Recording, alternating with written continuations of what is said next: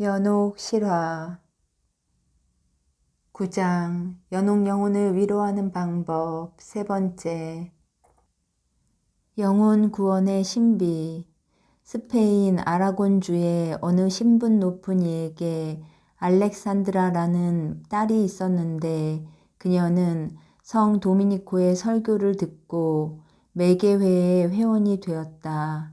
그러나 얼굴을 단장하고 사람들과 잡담을 나누느라 묵주기도를 하는 것도 가끔 잊어버리는 경우가 많았다.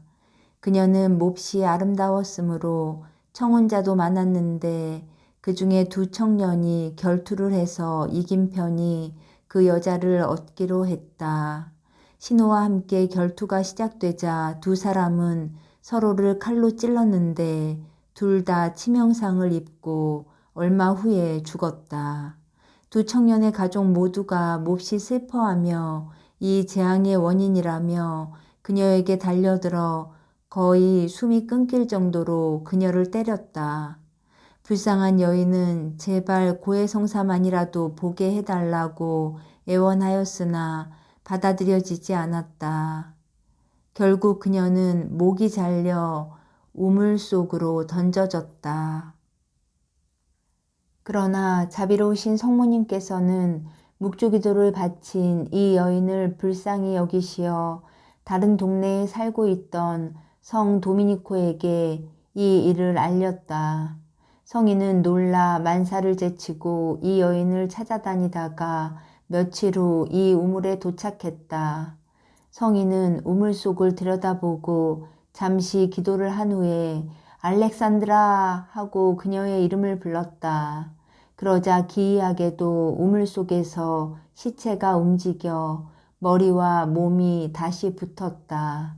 그녀는 비록 피투성이었지만 살아있을 때의 모습 그대로 우물 밖으로 나오더니 성인의 발 아래 엎드려 눈물을 흘리면서 총고해를 한 후에 매개 회원이 되었던 일에 감사했다. 보석으로 받은 묵주기도를 하기 위하여 그녀는 이틀 동안 살아 있었다. 이틀 사이 각지에서 소문을 듣고 그녀를 찾아온 사람들에게 그녀는 성모님에 대한 신심을 열심히 권했다. 성인이 성모님께 사후 사정을 여쭤보니 세 가지 명심해야 할 일을 말해 주었다. 즉, 그녀는 지옥에 떨어질 터였지만 매개회에 들었기 때문에 임종 때 통회의 은총을 입었다는 것, 또 목이 끊기자 마귀 무리에 둘러싸였으나 성모님의 은총으로 구원되었다는 것, 그리고 청년들이 서로를 죽인 원인이 되었으므로 200년, 그 밖에 허용 때문에 500년의 연옥벌을 선고받았으나 매교의 회원의 기도로 구원받을 것을 믿고 있다는 것이었다. 그녀는 이틀 동안 깊은 신심을 보여주었다. 성 도미니코는 친히 그녀의 장례를 치러주었고 그녀를 위해 기도와 희생, 자비와 금식을 바쳤다. 15일 후 그녀는 별처럼 빛나는 모습으로 성인에게 나타나 사람들의 기도에 감사하며 고통받는 연옥 영혼을 대표하여 성인에게 묵주기도를 전파하는데 더욱 힘써달라고 청했다. 성인은 이 말을 듣고 대단히 기뻐했으며 제자들에게 이 일을 전하여 전보다 더 열심히 묵주기도를 바치도록 격려했다. 140만 영혼의 환영.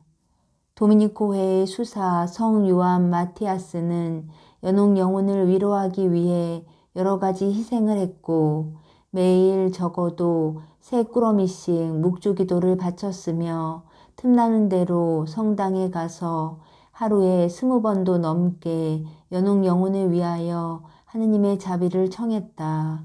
성인의 고해 신부가 물었다. 당신은 연옥 영혼을 얼마나 구했습니까? 성인은 당시에는 말하지 않았으나 임종 때는 자신이 140만 정도의 영혼을 구했노라고 말했다. 결국 이 수사가 천국에 들어갔을 때 140만이나 되는 영혼이 그를 환영했다. 성삼의 마리아 수녀.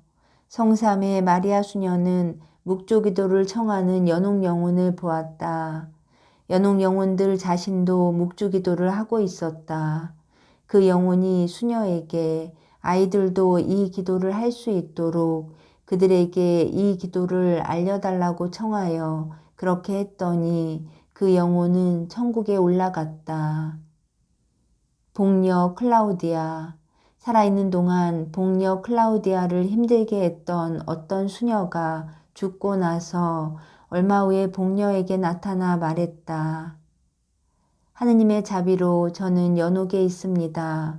당신이 바치는 묵주기도가 제게 대단히 도움이 됩니다.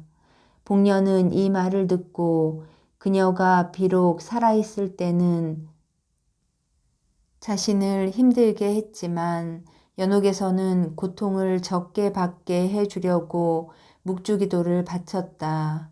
그리고 다른 수녀들에게도 그녀를 위해 기도해달라고 청했다. 성녀 베네딕타.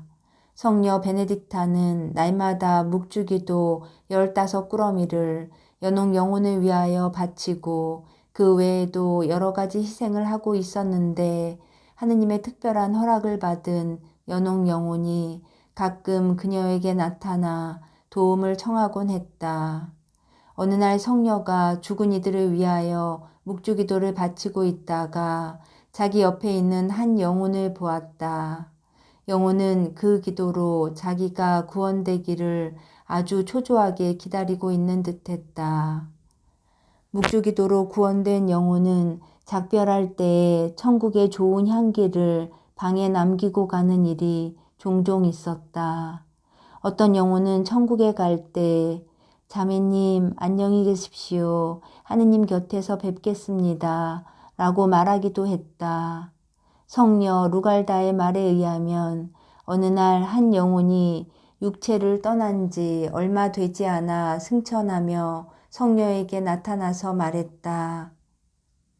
나는 묵주기도에 대한 신심 덕택으로 단 몇 시간 동안만 연옥에 머물렀습니다. 성모 승천 대축일. 로마에는 성모 승천 대축일 전날 축복받은 초를 손에 들고 시내 곳곳의 성당을 순례하는 전통이 있다. 어느 해 신앙이 깊은 한 부인이 로마의 산타마리아인 아라첼리 성당에 들어가 무릎을 꿇고 기도하고 있었다. 그런데 서너 자리 앞쪽에 1년 전에 죽은 한 부인이 앉아있는 것을 보고 깜짝 놀랐다. 옆에 가서 이야기를 하고 싶었으나 신자들로 몹시 붐벼서 가까이 갈 수 없었다. 기도를 마치고 성당 입구에서 기다리고 있으니 그 부인을 만날 수 있었다. 부인은 1년 전 죽었던 부인의 손을 잡으면서 말했다. 혹시 마로지아 대모님 아니세요? 맞아요. 작년에 돌아가신 분이 이렇게 살아계시니 어찌 된 일이에요? 돌아가신 것 아니셨나요? 이 세상을 떠난 게 맞아요. 처녀 시절의 허영심, 음담, 좋지 못한 애정, 한마디로 말해서 그 시절에 범한 모든 죄를 보속하기 위하여 지금까지 무서운 불 속에서 고통받았지요. 이런 죄들은 전부 살아있을 때에 고백했지만 죄는 사해져도 잠벌은 남아있습니다. 그것을 연옥에서 보속하고 있었는데 오늘 성모 승천 대축일을 맞아 성모님께서 성자 예수 그리스도의 허락을 얻어 나를 천국으로 들여주셨어요. 제 말이 진실이라는 증거로 미래에 벌어질 일 한 가지를 알려드리겠어요. 당신은 내년 오늘 세상을 떠날 거예요. 만일 그날이 지나서도 당신이 살아있다면 내가 당신을 속였다고 생각해도 좋아요. 이 말을 남기고서 부인의 영혼은 사라졌다. 부인은 하느님께서 알려주신 것으로 생각하고 그때부터 이 세상의 헛된 일을 피하고 옷 속에 고행대를 차고서 검소한 옷을 입고 수도자와도 같은 생활을 하기 시작했다. 그리고 고해성사도 자주 보고 영성체도 자주 했다. 이듬해 8월 14일 이 부인은 갑자기 병이 났다. 그리고 그 이튿날, 즉 성모 승천 대축일에 세상을 떠났다. 그녀의 영혼은 분명 성모님의 자비로 구원받았을 것이다. 스카폴라, 이탈리아 오트란토 시의 한 귀부인은 성모님을 향한 신심을 권하는 어떤 신부의 설교를 즐겨 들었다. 신부는 스카폴라를 지니는 모든 신자가 아주 지키기 쉬운 규범만 잘 지키면 임종 때에 확실히 성모님의 보호를 받고 그 후 돌아오는 토요일에 연옥에서 구원받는다고 말하고 있었다. 부인은 이 내용에 깊은 감명을 받아 스카폴라를 지니기로 마음먹었다. 그리고 밤낮으로 성모님께 기도하는 것을 낙으로 삼으며 특별히 토요일에 죽기를 원했다. 몇 해 후 이 부인이 중병에 걸렸다. 의사는 수요일까지도 버티기 힘들다고 말했지만 부인은 단호하게 말했다. 저는 토요일에 죽을 거예요. 그렇게 고통을 바치며 자신의 영혼을 온전히 하느님의 뜻에 맡기고 토요일에 세상을 떠났다. 딸은 몹시 슬퍼하며 어머니의 영혼을 위하여 기도하려고 성당에 갔다. 딸이 성당에 도착하자 그곳에 있던 이름 높은 성인이 그녀에게 말했다. 눈물을 거두시오. 당신의 괴로움을 큰 기쁨으로 바꾸시오. 어머니는 이 세상을 떠났습니다. 그러나 당신은 천국의 한 사람의 보호자를 얻었습니다. 오늘 토요일에 성모님의 자비로 당신 어머니는 연옥에서 구원되어 천국에 있습니다. 기뻐하시오. 그리고 성모님께 감사드리시오. 우리도 늘 스카폴라를 몸에 지니고 묵주기도를 조금씩이라도 바치도록 하자. 자선. 토빗기에서 대천사 라파엘은 말한다. 진실한 기도와 의로운 자선은 부정한 재물보다 낫다. 금을 쌓아두는 것보다 자선을 베푸는 것이 낫다. 자선은 사람을 죽음에서 구해주고 모든 죄를 깨끗이 없애준다. 자선을 베푸는 이들은 충만한 삶을 누린다. 밀라노의 주교 성 암브로시오는 사랑하는 아들을 잃은 이에게 말했다. 진실로 당신의 아들을 위하는 아주 쉬운 방법이 있소. 아들이 당신에게 물려받기로 되어 있었던 재산을 가난한 이에게 베풀어 영복을 얻게 하시오. 이것이 사랑하는 아들을 구하는 가장 훌륭한 방법입니다. 꽃다발. 11월 2일 위령의 날에 어떤 부잣집 부인이 꽃다발을 들고 아들의 무덤을 찾았다. 그런데 무덤에 가는 길에 죽은 아들과 비슷한 또래의 소년이 자선을 청했다. 부인은 불쌍히 여겨 소년에게 꽃다발을 주며 이걸 팔아서 빵을 사라 라고 말했다. 소년은 꽃다발을 두 팔에 받아 안고 집으로 뛰어갔다. 부인은 꽃다발로 무덤을 꾸밀 수 없었다. 그러나 그 대신에 이때까지 느껴본 적 없었던 마음 깊은 곳으로부터의 기쁨을 느꼈다. 꽃다발이 아무리 훌륭해도 그 자체로는 소용없는 것이다.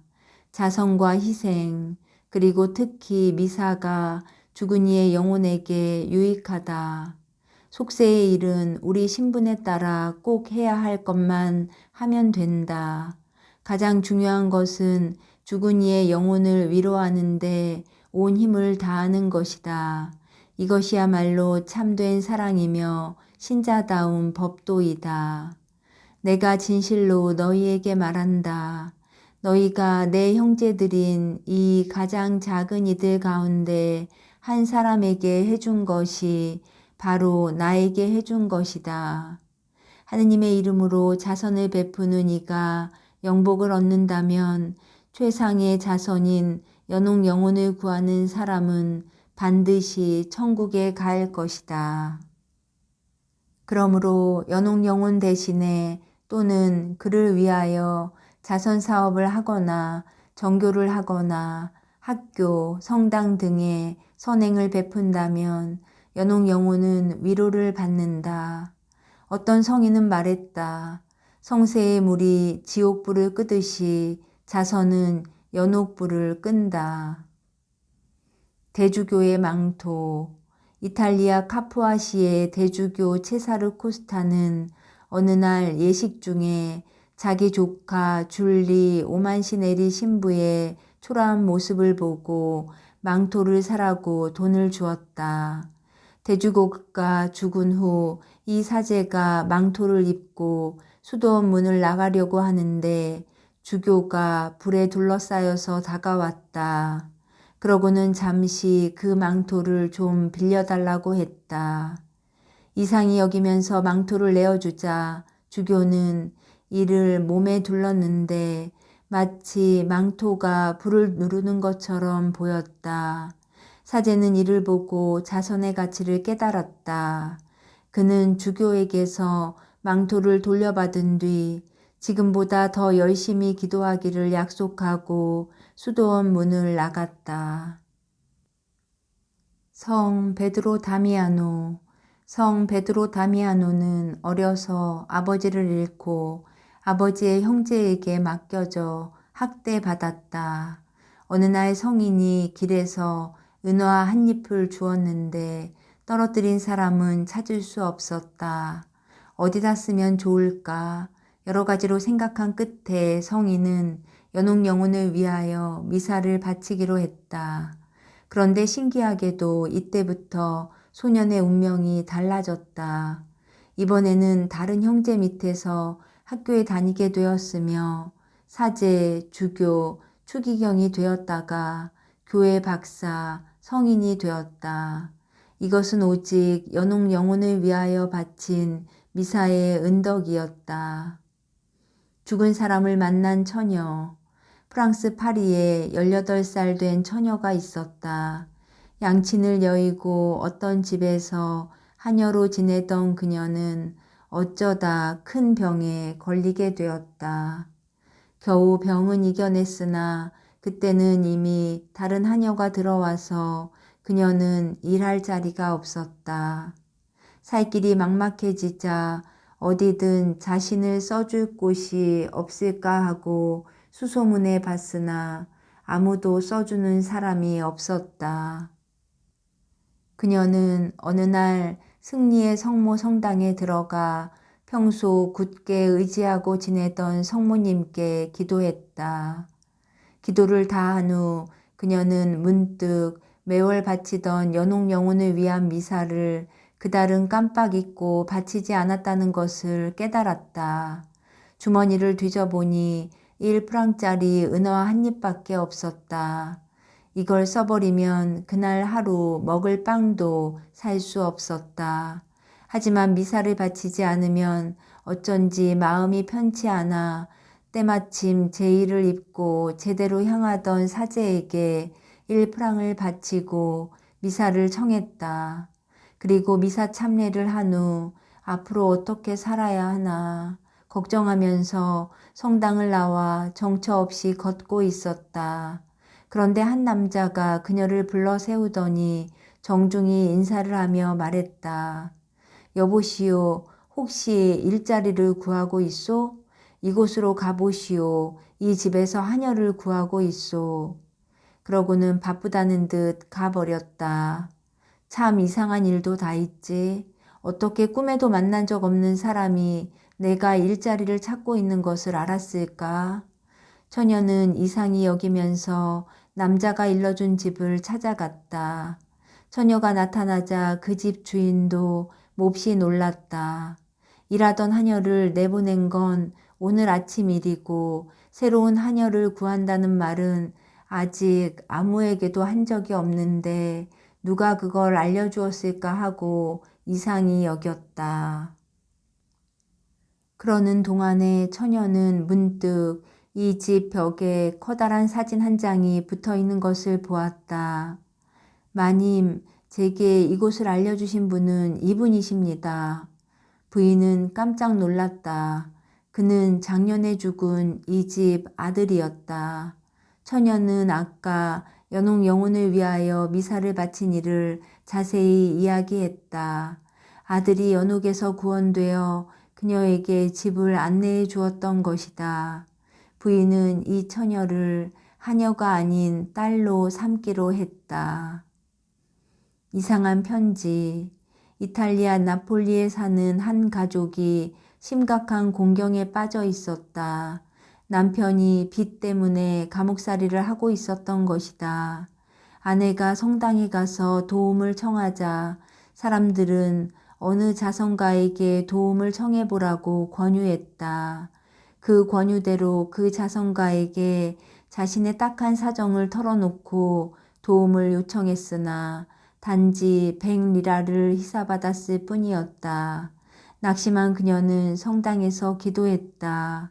그러고 나서 문득 연옥 영혼에게 정구를 청해보자는 생각이 들어 자선가에게 희사받은 돈을 예물로 드리고 신부님께 청하여 미사 한 대를 봉헌했다.